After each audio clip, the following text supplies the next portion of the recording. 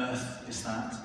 My name is Dr. Chris Fassnidge. I'm a researcher at King's College London. I did my PhD at City University, and I studied the phenomenon of synaesthesia. Now, tonight we've got something a little bit unusual. We're going to have an artist who has synaesthesia who is going to be painting along to part of tonight's performance during Mendelssohn's Violin Concerto. His name is Jack Coulter, and I'm told he's going to be appearing in Vogue next month, so remember where you saw him first. So what is synaesthesia? Well, it's a neurological blending of the senses, where stimulation in one sensitive or cognitive pathway, such as language, leads to automatic, involuntary sensations in another. So some examples. Grapheme colour is one of the most common types of synaesthesia. I say common, 2 to 5% of the population. But people with this, they will associate each letter of the alphabet, every number, with a particular colour. And no matter what colour the writing is written in, they will perceive it as, for example, red being A, B being orange, for example. And then there's other types of synaesthesia too.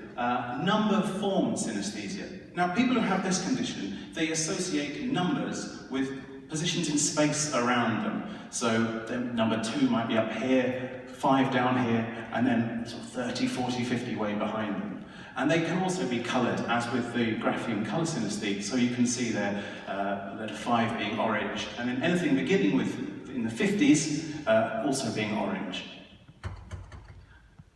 Movement. Now, this was actually the focus of my PhD. So if anyone is getting any strange whooshing sounds in their head, I'd love to hear about that afterwards. But yeah, movement can lead to the perception of sound. This is a very strange one. Lexical gustatory synaesthesia. Now, people who have this, they get taste in their mouth when they hear particular words. They're not always pleasant tastes either. So this artist, James Wannerton, he has this. He's created this alternative map of the London Underground, where he's replaced the names of the stations with the sensation he gets in his mouth when he hears that word. Some of these are quite nice. Mints, chocolates, things like that. Others, coal, battery acid, stuff like that. And I know for a fact that he has parts of London he doesn't like to visit because he gets this strange taste in his mouth when he's there. Another peculiar one, mirror touch synaesthesia. Now, people who have this, when they see someone else and they see perhaps someone touching their cheek, they will feel the sensation themselves, even though no one's touching them. So they are mirroring the sensory feelings of somebody else. Now, more relevant to tonight's performance, sound colour synaesthesia. Now, this can take a few different forms. For some people, it might be the particular note or chord is always associated with a particular colour. For example, C being yellow there, G red. Or alternatively, the timbre of the music. So it might be a particular instrument is a particular colour. So these are all the associations that one particular synaesthete with this had. So you can see there the piccolo being this pink, whereas the tenor saxophone being a nice blue. And they just get this overwhelming sensation of these colours whenever they hear these instruments. But what they all have in common? Well, they're involuntary. They're not willing these into their mind, but they can't turn it off either. It's with them all the time. It's highly consistent. So if the letter A is red for a particular synaesthete, it will be red through the course of their life. It's not going to be blue tomorrow and green the day after. And the colours can be perceived internally. These are what we call associator synaesthetes. So they just get an overwhelming feeling of that just feels blue, that feels red. Whereas the ones who perceive it externally, we call them projectors, and they will see colours dancing in front of their eyes, for example, when they hear music. And we think this affects roughly 2 to 5% of the population. So not that rare, but not hugely common either. A little bit of history before we get going. So John Locke, the philosopher, in 1690, had one of the first known references to synaesthesia, although it didn't have a name at that point, of course. He described meeting a blind man who, every time he heard the sound of a trumpet, he felt the colour scarlet. Georg Sachs, in 1812, gave this lovely description of numbers, letters, etc. And he said they introduced themselves to the mind as if a series of visible objects in dark space, formless and noticeably of different colours.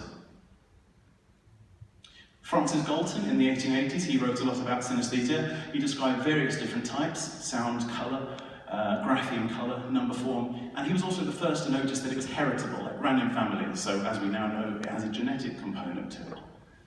And then it was really with the advent of modern cognitive neuroscience techniques such as MRI, EEG, that we really saw a resurgence in this type of research, because you could really see for the first time what was going on inside the minds of these people. Now, there might be some skeptics in the room. Well, how do you know these people are telling the truth? Anyone could say that they're associating these things. You can't get inside their head and perceive it for as they do. No, but what you can do is you can look at the consistency of their claims over time. So you can ask people over and over again, okay, what colour is this letter? What colour is that sound? And using sort of computer technology, you can get the exact shade, brightness, darkness, and then you can retest them weeks, maybe months later, and see if they give the same answers. Now, if you just give this to a member of the general public, they're going to be about 20 to 40% consistent when you retest them. Someone with synaesthesia, 70 to 90%. So either they have phenomenal memories, or they're telling the truth. Another thing you can do is you can use what's called pop-up tests.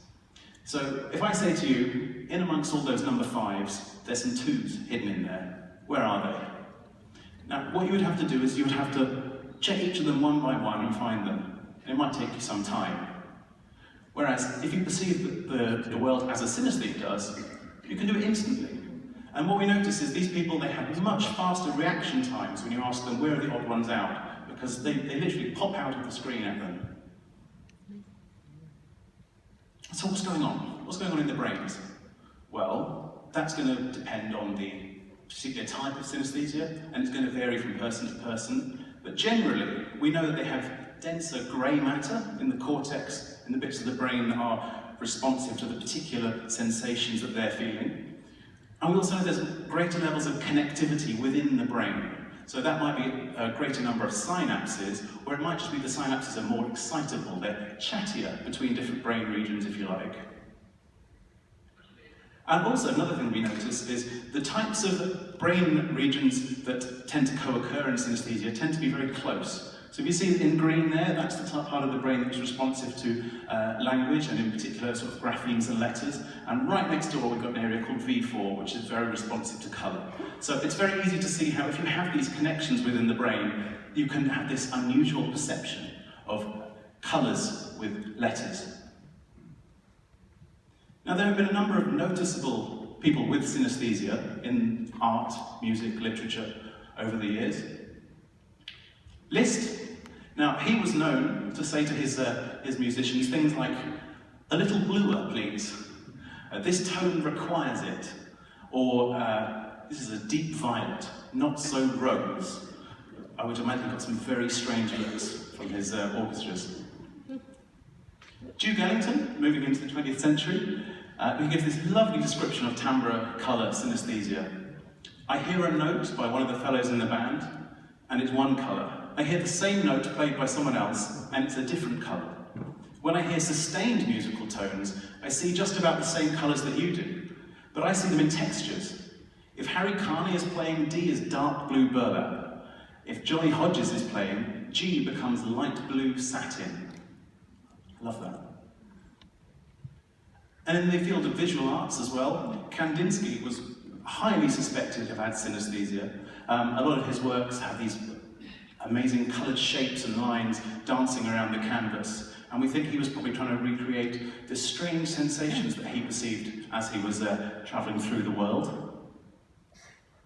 But there are a number of other sort of noticeable musicians, artists, authors who also, either if they're around today, they may have mentioned in interviews that they have synaesthesia, or if you look historically, you may look in their writing and you find a number of these sort of cross-sensory references that maybe at first appear to be metaphors, but you can begin to piece together, well, that sounds like they certainly had a type of synaesthesia. Which leads us on to Jack Coulter tonight. So Jack gets all sorts of colours in response to sounds, music, and he uses them to put them into his art. And what I think is really exciting is we're going to be seeing him creating a piece of art live in response to one of the pieces on the bill tonight, Mendelssohn's Violin Concerto.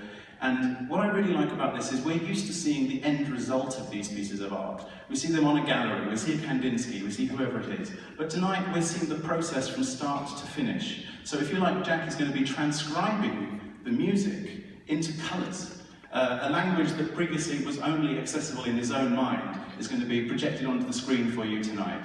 So that's it from me. So I hope you enjoy the performance. I hope you not only enjoy the sound of the orchestra, I hope you enjoy the colours and the shapes that Jack creates for us, but if there's anyone in the room who enjoys the tastes and the smells of the performance this evening as well, come and talk to me afterwards. Thank you very much.